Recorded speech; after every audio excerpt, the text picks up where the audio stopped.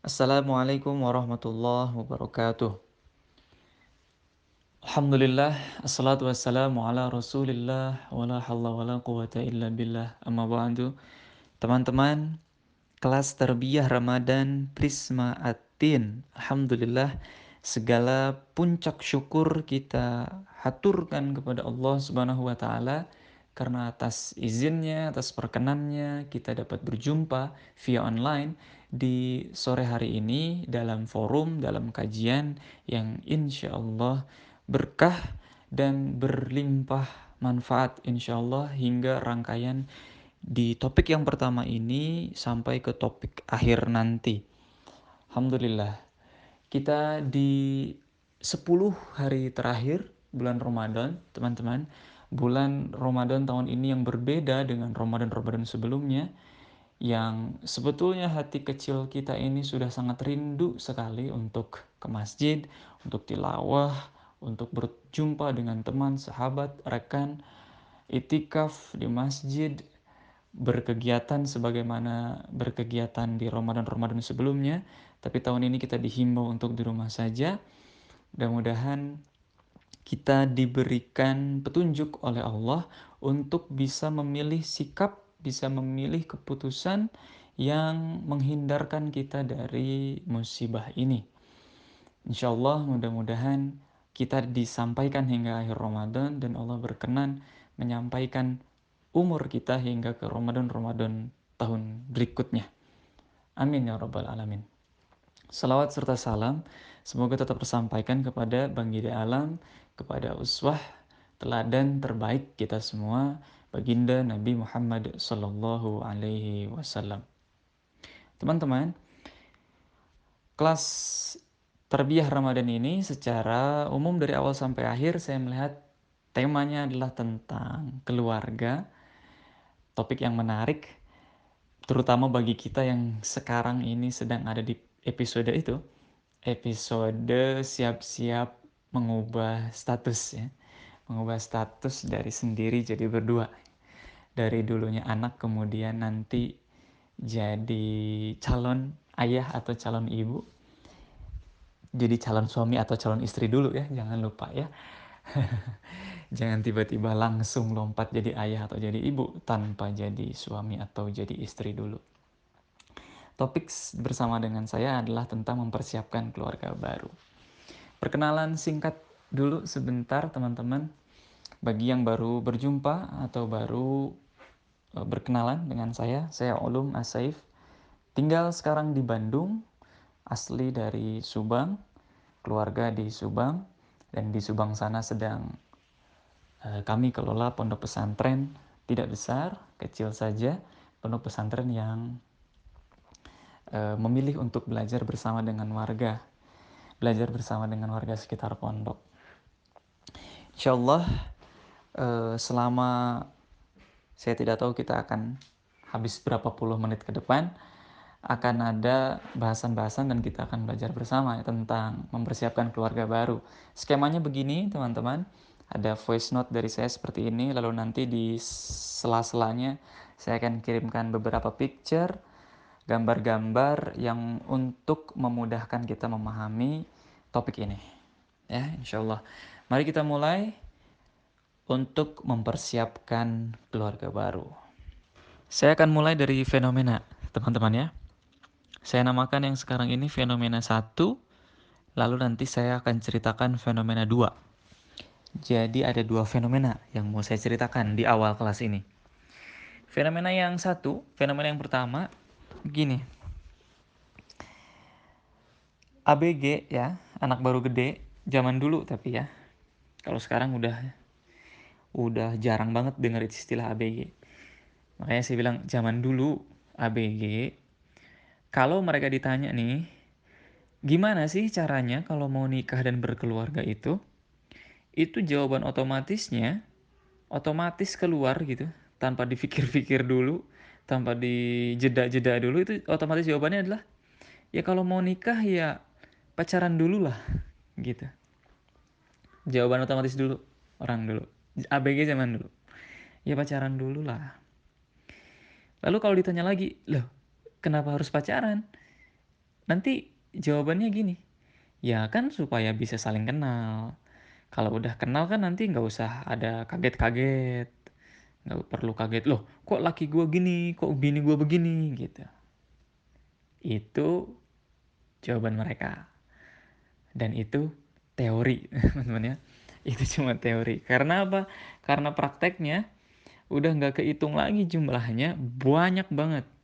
Banyak banget mereka yang nikah sama pacarnya itu justru bercerai di usia awal-awal pernikahan.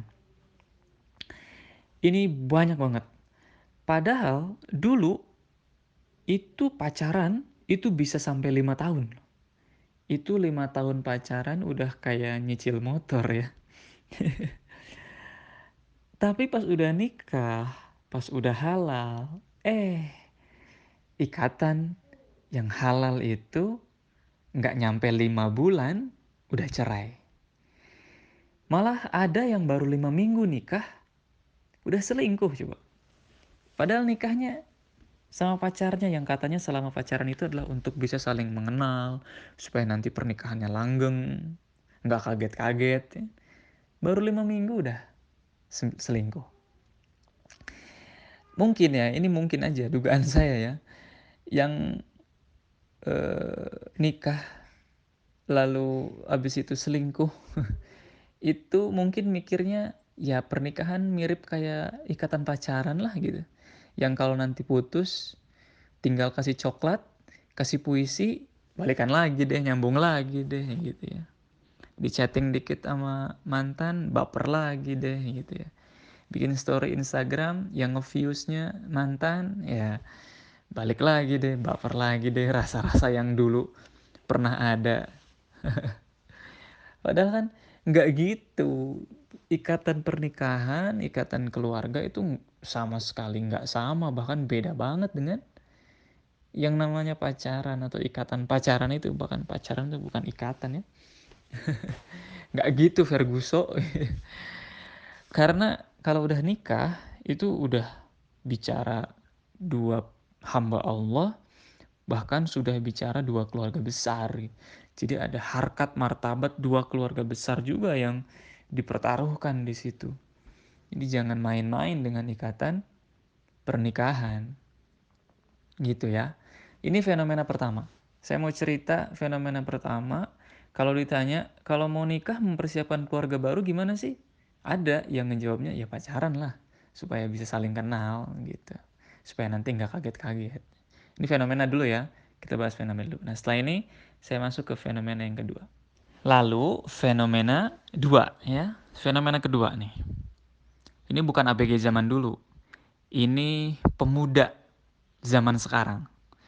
Itu kita ngelihat ada gelombang anak-anak muda yang mulai berduyun-duyun datang ke masjid untuk ngaji. Banyak jumlahnya. Banyak banget. Sehingga semakin banyak yang perlahan-lahan ke masjid, ngaji, itu perlahan-lahan pandangan anak-anak muda ini tentang menikah itu harus pacaran dulu, itu perlahan-lahan mulai ganti itu. Perlahan-lahan mulai ngegeser, bahkan udah mulai hilang. Enggak lah, nikah itu enggak harus dengan pacaran. Ya, seiring berduyun-duyunnya anak muda yang datang ke kajian-kajian di masjid atau di majelis-majelis yang lain. Dan setidaknya saya yakin untuk siswa-siswa yang sekarang hadir di kelas tarbiyah Ramadan ini, saya yakin untuk circle terkecilnya teman-teman nih, saya yakin itu ketika ditanya kalau mau nikah tuh kita prosesnya ngapain sih? Kita nih di circle terkecil kita nih di kelas ini, insya Allah saya yakin jawaban yang otomatis muncul bukan ya pacaran lah, bukan itu, tapi jawaban otomatis yang munculnya adalah ta'aruf. Iya nggak? Ta'aruf. Sehingga setelah berduyun-duyun datang ke kajian, kemudian berduyun-duyun pula orang, anak muda ikut program ta'aruf. Sampai kemudian jadi jokes di beberapa kajian, hijrah dulu, nikah kemudian. Gitu ya. Kajian dulu, walimah kemudian gitu ya. Nah, ini juga fenomena yang mau saya ceritain. Tapi saya mau disclaimer dulu, saya mau ngasih pengumuman dulu, saya mau telling something dulu. Saya mau disclaimer begini, saya bukan dalam posisi mendebat program-program ta'aruf. Enggak ya. Insya Allah proses menikah dari jalur ta'aruf itu berkah. Itu benar-benar ngasih jalan, itu benar-benar ngasih jalan bagi mereka yang nggak mau untuk nikah lewat jalur pacaran. Jadi lewat jalur apa dong? Jalur ta'aruf itu benar-benar ngasih solusi banget, jalan solusi banget. Jadi saya nggak ngedebat, saya nggak kontra dengan program ta'aruf. Akan tetapi teman-teman, ada fenomena, ada kasus-kasus pernikahan pasca ta'aruf yang harus saya munculkan di sini. Yang harus saya ceritakan di sini. Kasusnya ada. Dan jumlahnya nggak sedikit. Ya, saya mau ceritakan di sini. Bukan berarti saya ngedebat program ta'aruf, tapi memang fenomena ini nyata terjadi. Saya ceritakan karena memang ini sesuai dengan topik kita, yaitu mempersiapkan keluarga baru. Insya Allah ya, di voice berikutnya. Kasus pertama, ada kasus yang pertama dari fenomena pernikahan pasca ta'aruf. Kasus yang pertama begini, ada yang mengadu langsung ke kami. Saya pakai istilah kami sebab kadang-kadang kisah-kisah yang semacam ini itu nyampenya bisa ke saya, bisa juga ke istri. Saya dan istri membuat platform belajar online yang namanya sekolah rumah tangga. Jadi ada yang mengadu begitu ya tentang kehidupan rumah tangganya. Nah, ini kasus yang pertama. Ada yang mengadu langsung ke kami, dia seorang ibu muda. Dia curhat langsung kepada kami, bilang kalau dia sudah bercerai. Pertanyaan kami yang pertama adalah, kenapa cerai? Lalu dia jawab, ternyata mantan suami saya seorang gay atau penyuka sesama jenis. Ngedenger itu, refleks kami tanya balik. Loh, kok bisa nggak ketahuan dari sebelum nikah kalau dia itu gay? Lalu jawaban ibu muda ini, yang curhat ini, dia jawab, karena dulu nikah lewat ta'aruf. Dengar itu, kami tanya lagi, lah emang nggak ketahuan dulu waktu masa ta'aruf? Dan jawabannya apa? Jawaban beliau, si ibu muda ini, yaitu, ya dulu mikirnya kalau lewat ta'aruf pasti orangnya baik. Gitu. Kalau lewat ta'aruf pasti orangnya baik. Gitu. Nah, data ini, jawaban ini kami catat. Dan ini kami sebut di Kulwab sekarang sebagai kasus pertama ya. Ada kasus yang kedua, teman-teman. Kasus yang kedua adalah sekarang seorang suami muda. Kisah nyata ya. Kalau tadi ibu muda, kalau ini seorang suami muda. Dia curhat langsung ke saya curhatnya. Dia bilang kalau dia ngerasa udah salah pilih istri. Ngedenger itu, saya respon otomatis saya balik nanya, loh kok bisa ngerasa salah pilih istri? Dia jawab dengan jujur, dia bilang dulu saya pacaran dan sudah berbuat zina dengan si pacarnya itu. Saya, kata dia ya, nikah dengan perempuan lain, gak pakai pacaran-pacaran, tapi lewat moderator, lewat seseorang. Lalu saya bertemu ke rumah perempuan yang sekarang jadi istri saya ini, saya ketemu sama orang tuanya, dan setelah menikah saya kaget ternyata istri saya punya ilmu yang jauh lebih banyak. Ilmu bisnisnya lebih banyak, lebih bagus, ilmu keluarganya lebih banyak, ilmu tentang rumah tangganya lebih banyak. Saya nggak pede, kata dia, si suami yang curhat ini. Saya nggak pede, saya ngerasa nggak bisa ngejar ilmunya istri yang tinggi itu. Saya jadi terus kepikiran pengen nikah sama perempuan yang dulu saya zinahi itu, kata si yang curhat ini. Si perempuan yang dulu pacar saya itu lebih nurut, lebih pengertian, lebih baik katanya. Oke, ini kasus kedua, lalu kami catat. Kasus ketiga, ada 3 kasus saja yang ingin saya sharing di kuliah WhatsApp ini ya. Sebenarnya ada lebih dari 3 kasus, tapi saya pikir 3 kasus ini cukup untuk menggambarkan fenomena yang terjadi. Kasus yang ketiga adalah kali ini seorang istri muda.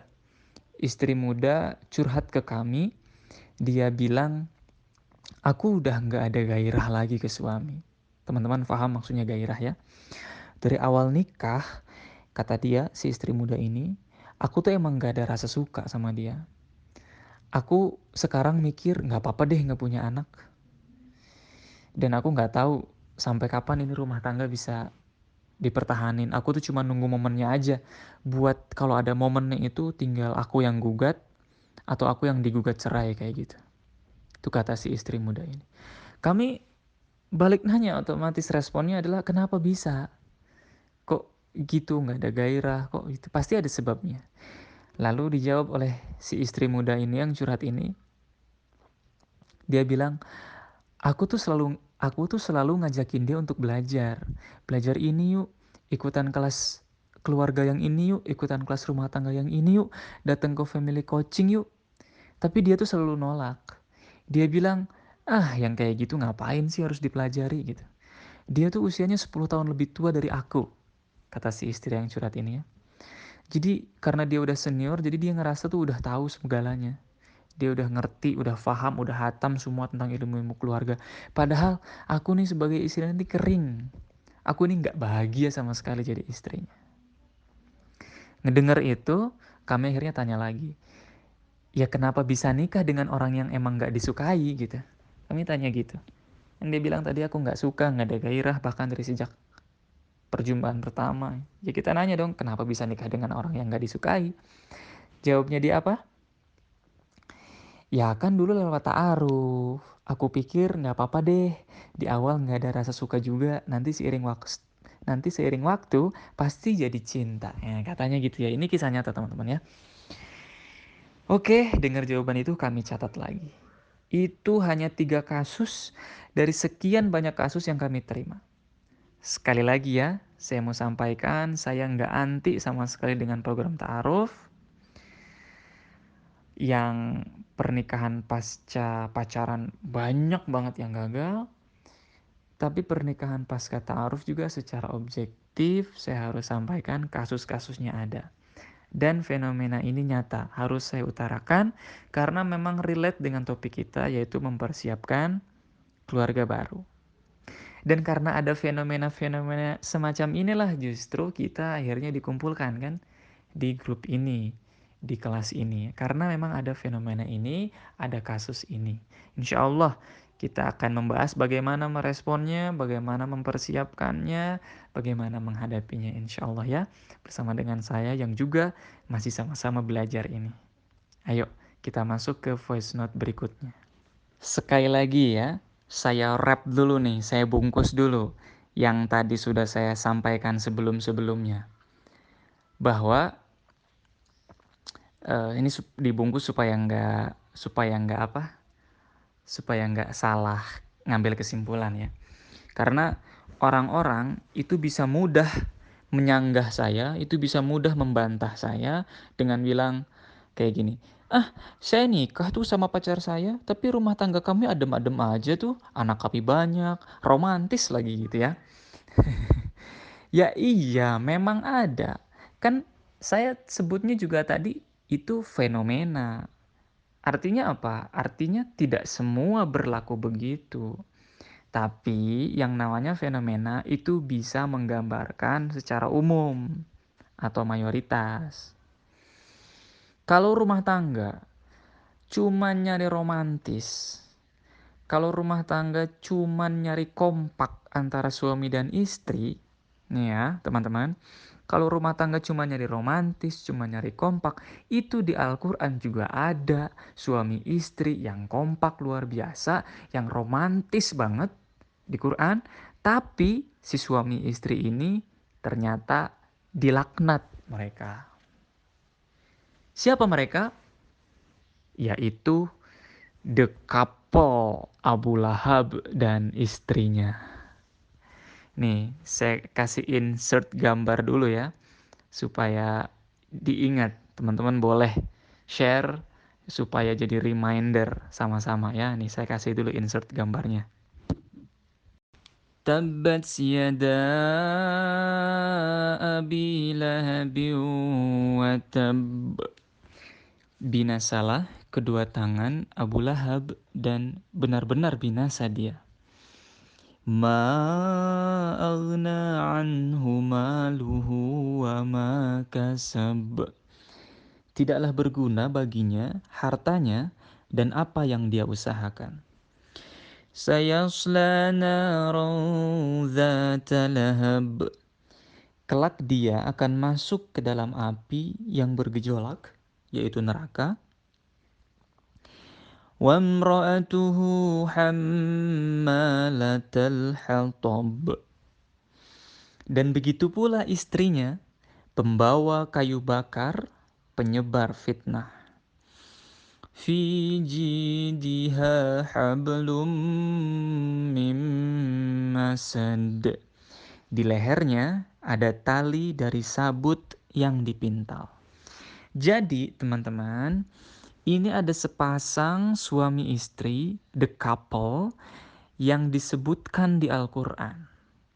Bahkan the couple ini disimpan di satu surat yang sama. Mereka kompak luar biasa. Istrinya sangat mengerti akan suaminya, suaminya pun sangat mengerti akan istrinya. Suami dan istri ini saling pengertian, saling mencintai, bahu-membahu dalam proyek aktivitas sehari-harinya, daily activity-nya kompak banget. Tapi mereka dilaknat oleh Allah. Maka jika ada sepasang suami istri yang rukun romantis dalam pernikahannya, padahal mereka dulunya pacaran, itu tidak bisa kita menyimpulkan bahwa pacaran adalah jalan terbaik menuju pernikahan. Bukan begitu cara kita menyimpulkan sesuatu. Dan sebaliknya, kalau kita temui kasus-kasus dari pernikahan hasil program ta'aruf, tidak boleh itu membuat kita menyimpulkan bahwa program ta'aruf itu gagal. Sekali lagi, bukan begitu cara kita menyikapi sesuatu. Sampai di sini, mudah-mudahan teman-teman paham ya.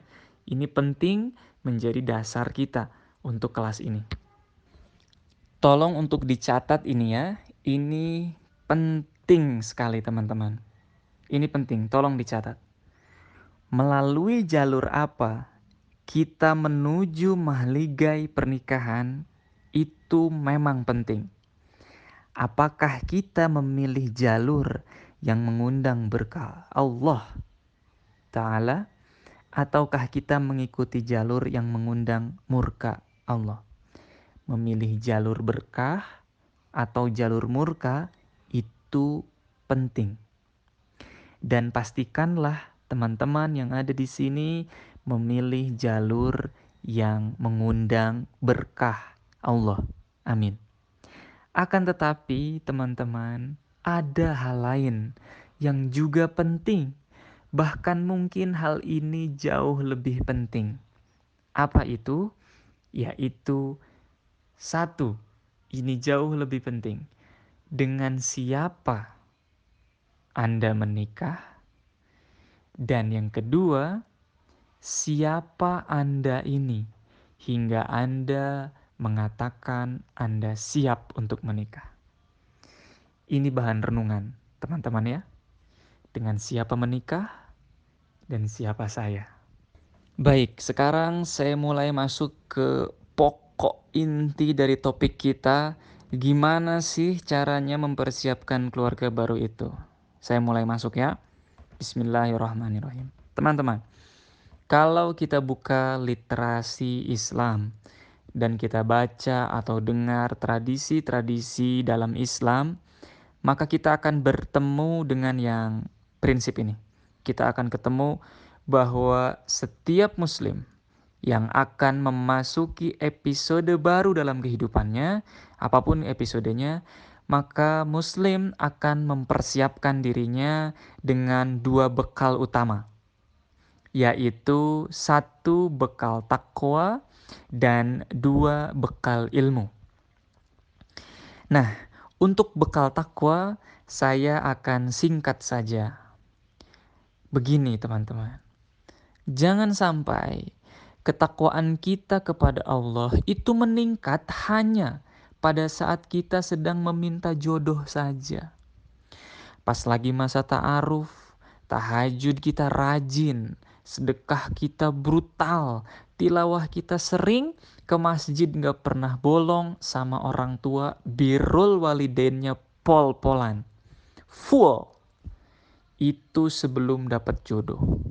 Tapi setelah jodoh didapat, ketakwaan kita malah menurun drastis.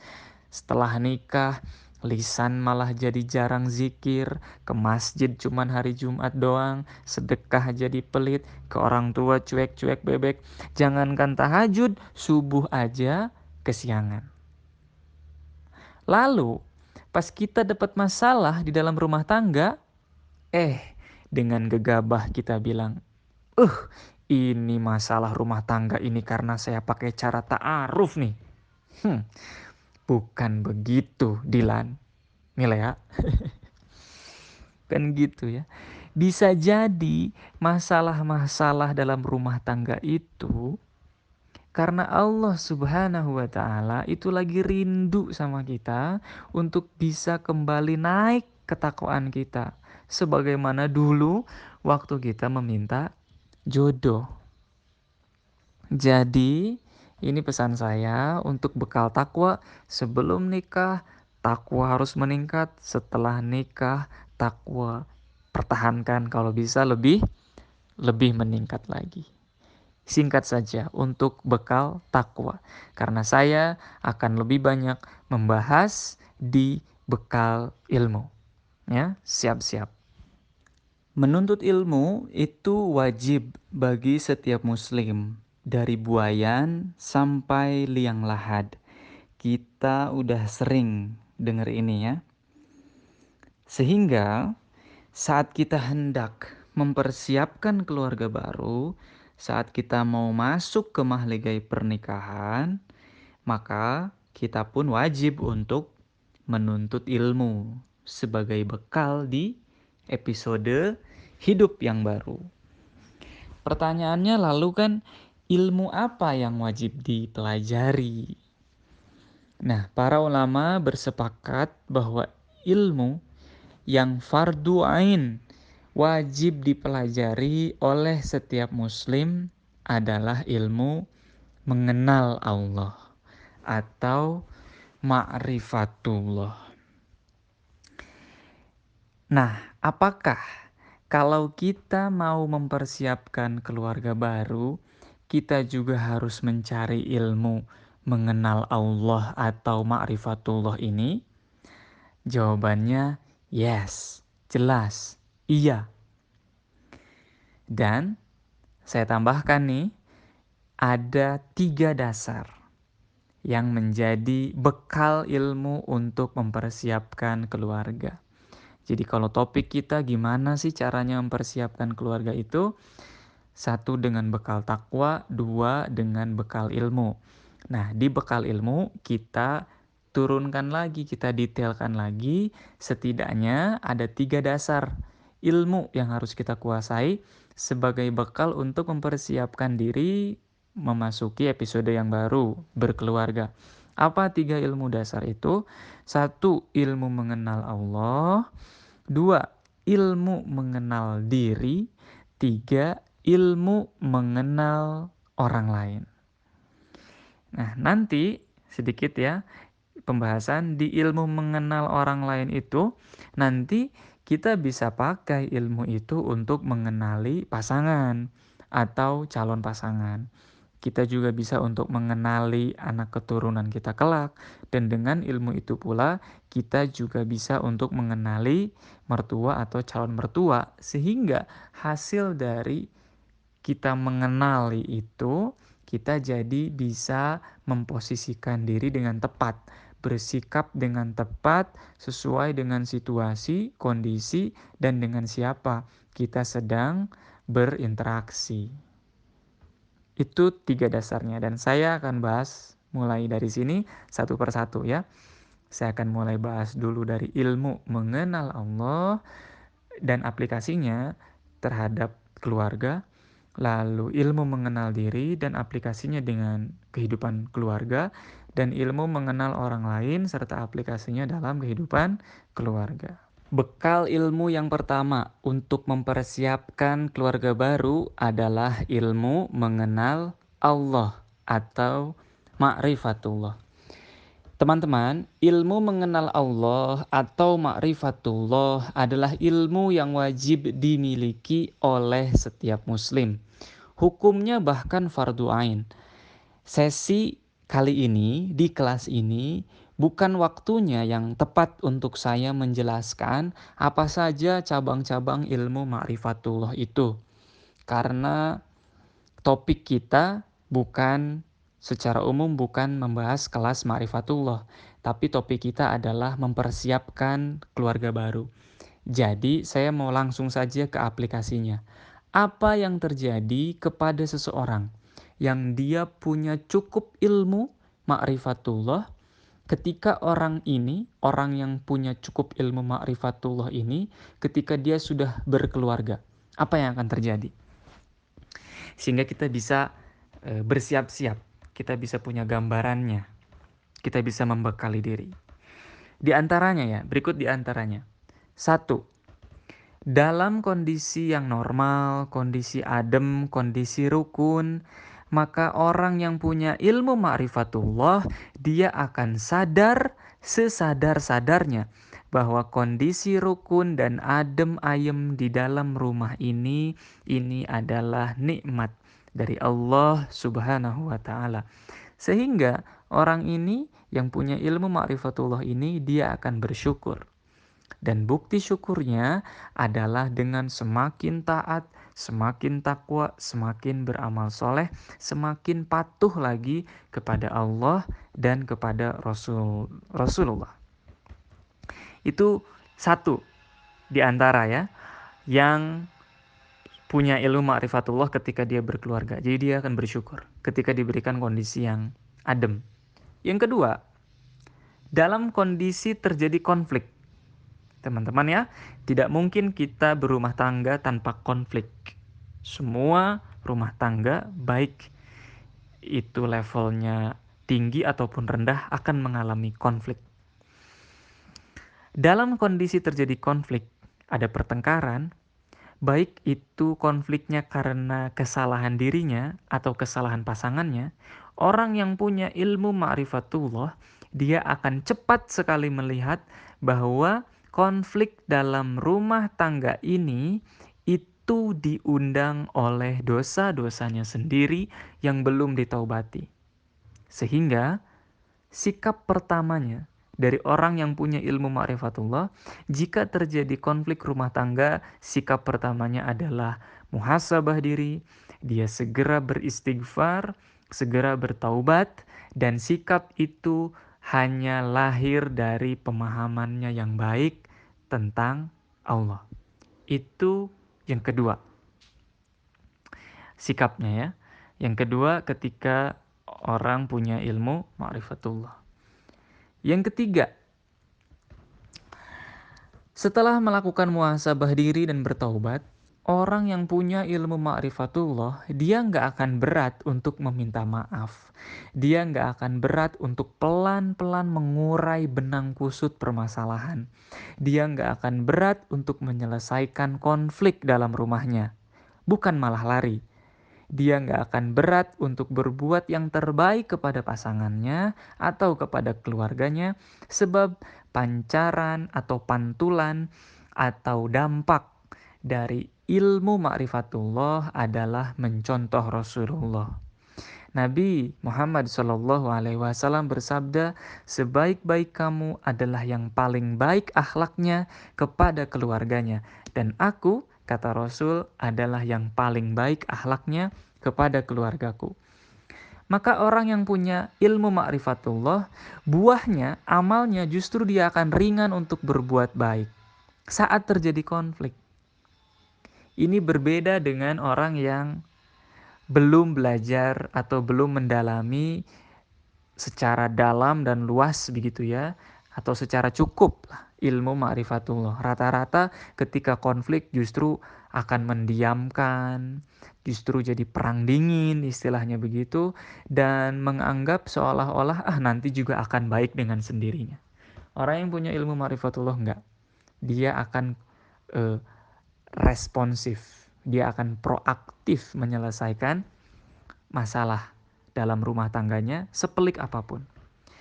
Lalu berikutnya, yang keempat, dalam kondisi pasca konflik, setelah konflik, orang yang punya ilmu ma'rifatullah, dia akan mengambil sikap untuk menambah ilmu. Dia akan belajar lagi tentang keluarga dan rumah tangga. Dia akan menilai bahwa konflik kemarin itu terjadi karena dia yang masih kurang ilmu. Jadi dia akan ringan untuk belajar kepada siapapun. Sebab mereka yang punya ilmu ma'rifatullah akan mudah melihat bahwa hakikatnya ilmu itu milik Allah. Maka konflik yang kemarin terjadi itu adalah pesan dari Allah bahwa saya harus belajar lagi ilmu tentang ini, dan ini yang memang ada hubungannya dengan konflik kemarin. Itu yang keempat. Aplikasi yang kelima, orang yang punya ilmu ma'rifatullah, dia juga akan giat untuk mencari tahu. Dia akan giat mencari apa sebenarnya tujuan besar dari syariat pernikahan itu. Orang yang punya ma'rifatullah, dia akan belajar apa sih sebetulnya tugas suami kalau dia laki-laki. Dan dia juga akan mencari tahu apa sih sebetulnya tugas istri kalau dia perempuan. Apa sebenarnya maksud Allah dari dititipkannya anak keturunan. Dan dia akan ringan untuk mencari tahu, belajar dan mengamalkannya. Itu 5 ya. Di antara banyak aplikasi dari seseorang yang punya ilmu ma'rifatullah dalam kehidupan rumah tangga. Singkatnya, jika diberi kemudahan dalam episode rumah tangga, dia akan bersyukur. Jika diberi kesulitan dalam episode rumah tangga, dia akan bersabar dengan cara menjaga prasangka baik kepada Allah, berakhlak terbaik kepada keluarga, dan rajin giat menambah ilmu-ilmu tentang keluarga. Itu buah dari ilmu ma'rifatullah. Makanya ma'rifatullah itu bekal yang penting untuk seseorang masuk mempersiapkan keluarga. Dan satu hal lagi, yang paling penting dari ilmu ma'rifatullah adalah tentang perjanjian akad nikah. Seorang yang mengenal Allah, dia akan meyakini bahwa ikatan pernikahan adalah perjanjian yang agung. Mitsaqan ghalidho, sebuah perjanjian yang levelnya setara dengan perjanjian antara Allah dengan Rasul-Nya. Maka ia tidak akan main-main dengan ikatan pernikahan. Itu bekal ilmu mengenal Allah. Bekal ilmu yang kedua untuk mempersiapkan keluarga baru adalah ilmu mengenal diri. Teman-teman, sebelum menikah semuanya serba sendiri. Ambil keputusan sendiri. Tanggung jawab pun diambil sendiri. Nanti setelah menikah keadaan berubah. Setiap keputusan yang diambil harus memperhatikan dan mempertimbangkan pasangan. Setelah menikah nanti, persoalannya bukan lagi soal aku, tapi nanti akan berubah persoalannya menjadi soal kita. Dari aku berubah menjadi kita. Oleh sebab itu, ilmu mengenal diri ini penting. Sebelum nanti yang ketiga adalah ilmu mengenal orang lain atau mengenali pasangan. Kenapa ilmu mengenal diri ini penting? Sebab kita nanti jadi bisa mengkomunikasikan kepada pasangan. Aku tuh orangnya gini loh. Nah, informasi itu akan membantu pasangan sehingga bisa menyesuaikan diri dengan kita. Dan karena ada penyesuaian itu, maka semakin dekatlah dengan keselarasan antara suami dan istri. Ini saya kasih gambaran umumnya aja dulu ya.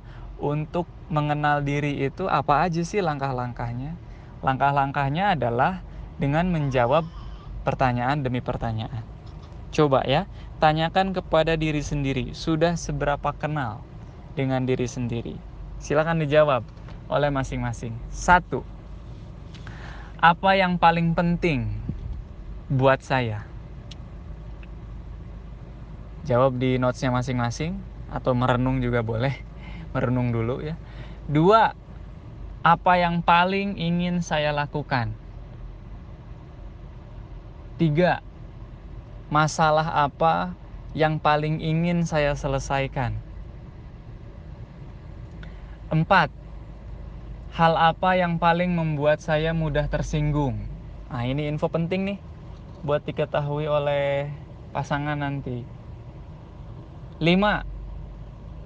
Apakah saya lebih mudah mengungkapkan perasaan dengan bahasa lisan atau dengan bahasa tulisan? Ada orang-orang yang mudah mengungkapkan perasaannya dengan lisan, dengan bicara. Ada juga yang lebih mudah dengan tulisan. 6. Bagaimana cara saya dalam menyelesaikan masalah atau menyelesaikan konflik? 7. Apa makna keluarga bagi saya? 8. Apa makna pasangan bagi saya? 9. Apa makna anak bagi saya? 10. Apa makna kehidupan dunia ini bagi saya? Dan 11. Saya ini pertanyaan dalam banget, butuh perenungan ini. 11 ya. Saya ini diciptakan oleh Allah untuk menuntaskan misi apa? Misi hidup apa? Ini pertanyaan butuh perenungan, teman-teman.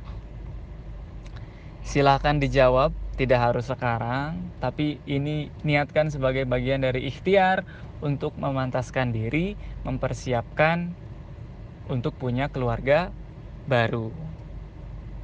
Nah, dijawab, dan nanti setelah menikah, setelah berkeluarga, beritahu jawaban-jawaban itu kepada pasangan Anda.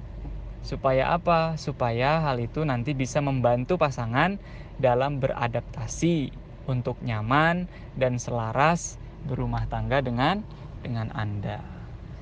Itu di antara pertanyaan-pertanyaan untuk mengenali diri. Hanya sifatnya bantuan saja. Tidak harus 11 dan tidak cuma 11. Bisa jadi ada lebih dari pertanyaan. Yang pasti goalsnya adalah kita menggali, mengenali diri kita sendiri.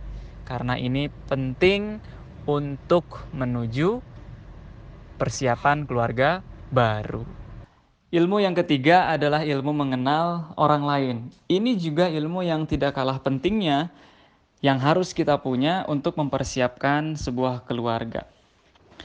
Apakah bisa kita mengenali calon pasangan tanpa harus berpacaran dengannya? Ya bisa, jika kita punya ilmu bagaimana mengenali orang lain. Begitu pula dengan ta'aruf. Bagaimana agar kita tidak tertipu dengan calon via ta'aruf? Ya caranya adalah dengan kita punya ilmu mengenali orang lain. Tujuan dari ilmu itu adalah, tujuan dari ilmu mengenal orang lain adalah supaya kita bisa beradaptasi dengan cepat. Sehingga kita bisa dengan cepat pula selaras dengan pasangan kita nanti. Pada praktiknya, teman-teman, betul bahwa kita ujung-ujungnya hanya akan menebak-nebak. Kayaknya dia begini deh, kayaknya dia karakternya gitu deh. Memang betul, kita akan menebak-nebak, tapi berdasarkan ilmu. Dan agar tebakan kita itu bisa dibimbing, agar tebakan kita itu dibimbing oleh Allah, sehingga karena ada dalam bimbingan Allah, tebakan kita bisa dekat dengan kebenaran, maka syaratnya adalah kita harus rajin-rajin membersihkan hati. Kenapa harus rajin-rajin membersihkan hati? Karena seorang mukmin, kata Rasul, itu punya yang namanya firasat. Ittaqu firasatal mu'min fa innahu yanzuru binurillah.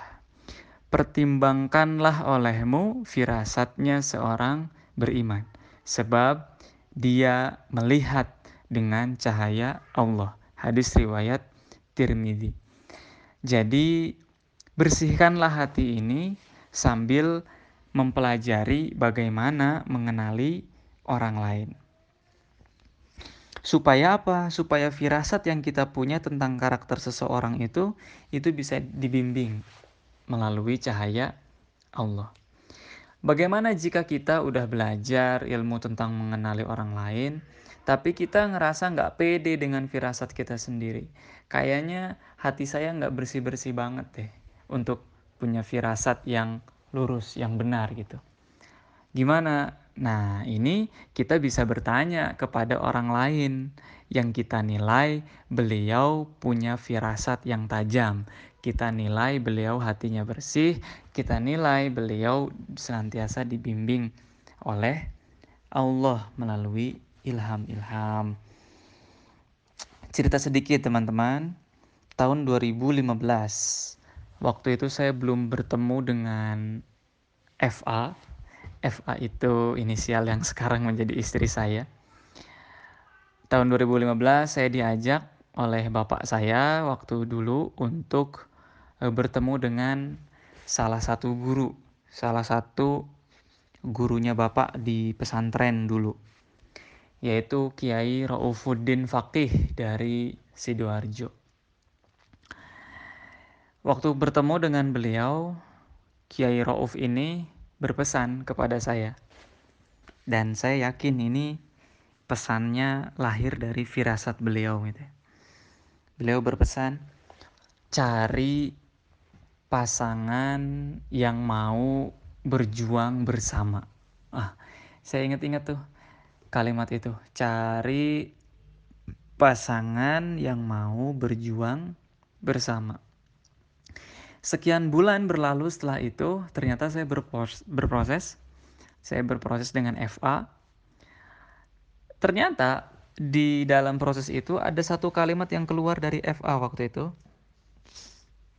Dia calon istri yang sekarang jadi istri saya itu. Dia bilang, saya hanya akan menikah dengan seseorang yang mau berjuang bersama. Wah, itu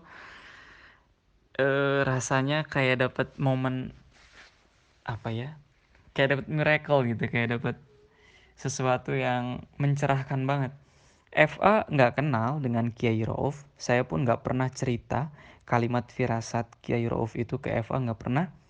Tapi ada kesamaan kata-kata berjuang bersama, itu bikin saya yakin bahwa FA ini adalah seseorang yang berjodoh untuk menjadi istri saya.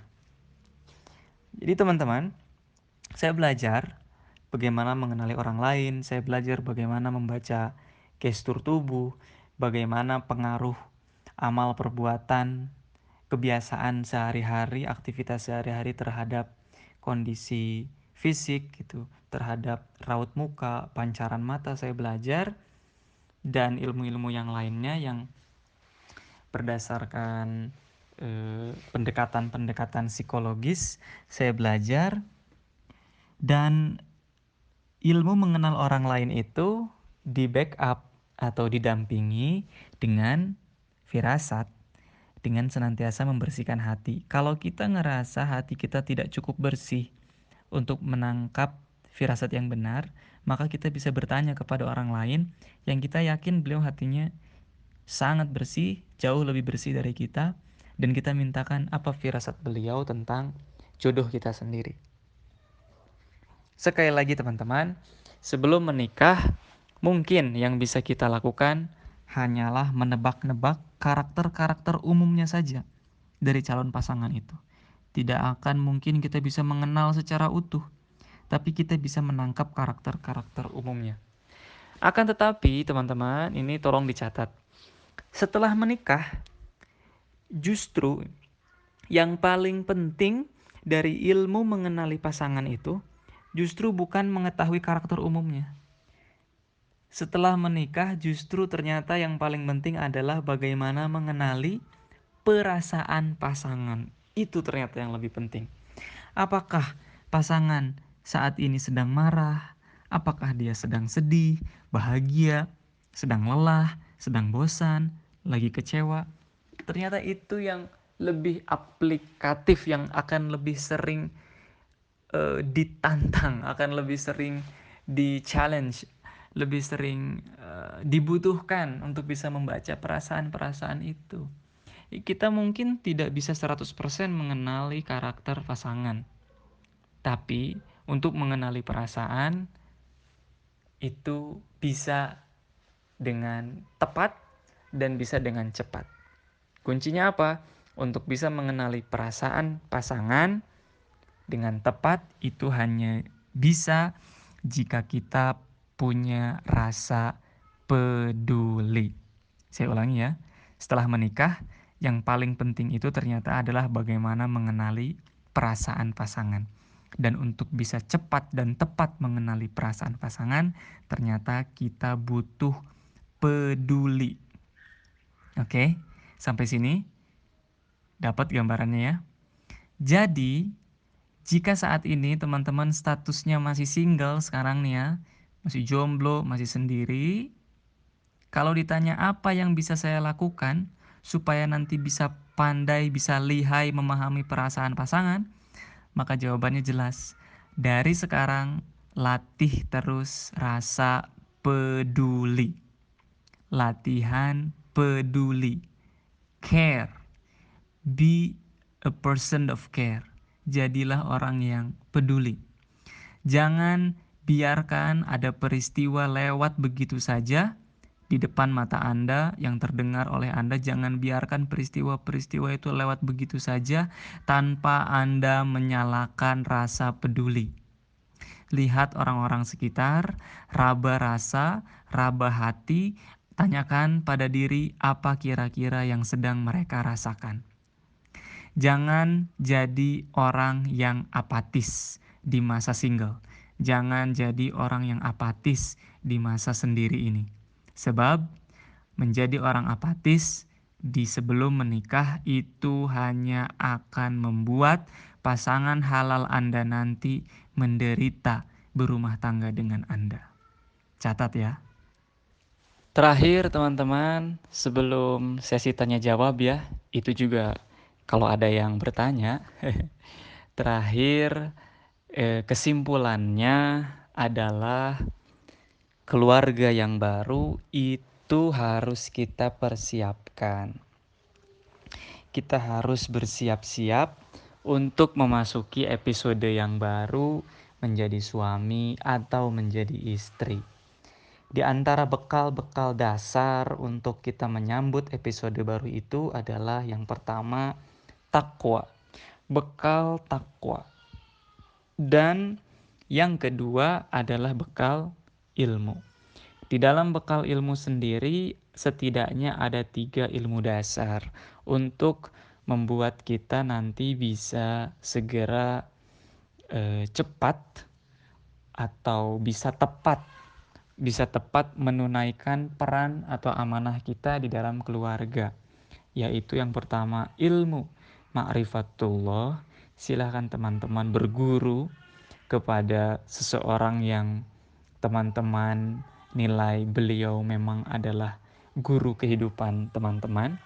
Kemudian yang kedua, ilmu dasarnya adalah ilmu mengenali diri. Itu adalah perjalanan yang sangat panjang untuk bisa kenalan dengan diri sendiri. Panjang sekali itu perjalanannya. Dan yang ketiga adalah ilmu mengenali orang lain, agar kita bisa mengikuti saran, nasihat dari baginda Rasul, yaitu untuk menikah dengan yang sekufu, yang selevel, setara. Itu bisa kita lihat dari kemampuan kita mengenal orang lain. Demikian teman-teman ya. Alhamdulillahirrabbilalamin. Saya mohon dimaafkan kalau ada kesalahan-kesalahan kata, kalau ada informasi-informasi yang keliru, saya mohon dimaafkan. Terima kasih. Alhamdulillah, kita berdoa semoga ilmu yang kita dapat sore hari ini bermanfaat, berkah, dan saya mendoakan semoga teman-teman bisa diberikan takdirnya oleh Allah untuk membentuk keluarga-keluarga terbaik, dimulai dari pribadi-pribadi yang baik, membentuk keluarga-keluarga yang baik, sehingga sesuai dengan Al-Quran kita kelak akan menjadi umat terbaik.